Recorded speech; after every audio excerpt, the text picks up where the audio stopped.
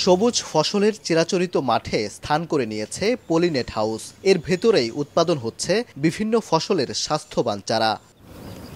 জলবায়ু পরিবর্তনের ফলে প্রভাব পড়ছে কৃষি খাতে। অতিবৃষ্টি, অনাবৃষ্টি কিংবা পরিবেশে তাপ বাড়তে থাকায় ফসল উৎপাদনে নানামুখী প্রতিবন্ধকতায় পড়তে হয় কৃষককে। এমন পরিস্থিতি মোকাবেলায় আধুনিক প্রযুক্তিতে কৃষকদের অভ্যস্ত করতে কাজ করছে কৃষি বিভাগ। ময়মনসিংহের বিভিন্ন উপজেলায় বাস্তবায়িত হচ্ছে লোহার অ্যাঙ্গেল ও পলিথিন দিয়ে তৈরি এই পলিনেট হাউস।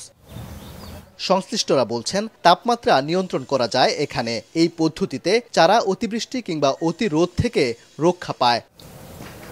ময়মনসিংহ সদর উপজেলার চোরখাই এলাকার কৃষক আল আমিন কৃষি বিভাগের সহযোগিতায় 1,20,000 টাকা বিনিয়োগ করে 6 মাসে 3,20,000 টাকার চারা বিক্রি করেছেন তিনি। বাঁশ কাঠ দিয়া নর্মাল পলি দিয়ে সেট করে আমি চারা করতাম।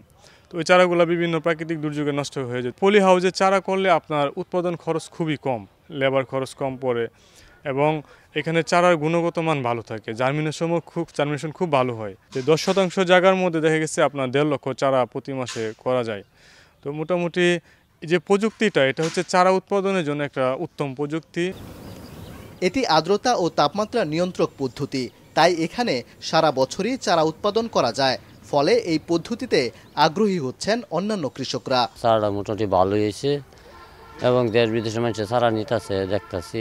আমরাও চারা নিয়ে লাগাইছি যে এটার ফলন ভালোই পাইছে। কৃষি বিভাগ থেকে বীজ দেয়, ট্রেনিং দেয়, আশা করি আমরা এটা করতে পারবো। সারা বছরে চারা বিক্রি করা হয়, লোকজন হয় যাতায়াত করে আমরা দেখি সবাই চারা কিনবার লেগে নয়, চারা কিনে নেয়, ফলনও ভালো হয়।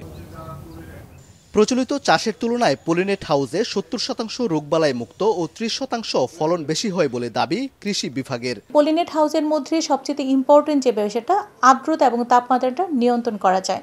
তো আর্দ্রতা এবং তাপমাত্রা নিয়ন্ত্রণ করার কারণে ওই পলিনেট হাউসের মধ্যে উচ্চমূল্যের ফসল এবং চারা উৎপাদন খুব সুন্দরভাবে করা যায়, যেটা আপনার বাইরে নষ্ট হওয়ার সম্ভাবনা থাকে, কিন্তু পলিনেট হাউসের ভিতরে করলে সেটার কিন্তু নষ্ট হওয়ার সম্ভাবনা একদমই থাকে না।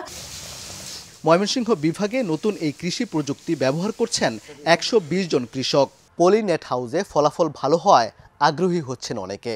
চারা, সবজি, ফুল ফসল উৎপাদনে এই পদ্ধতি প্রান্তিক পর্যায়ে আরও সহজতর করা গেলে কৃষিতে নতুন বিপ্লব ঘটবে বলে মনে করেন সংশ্লিষ্টরা। ওবায়দুল হক, সময় সংবাদ, ময়মনসিংহ।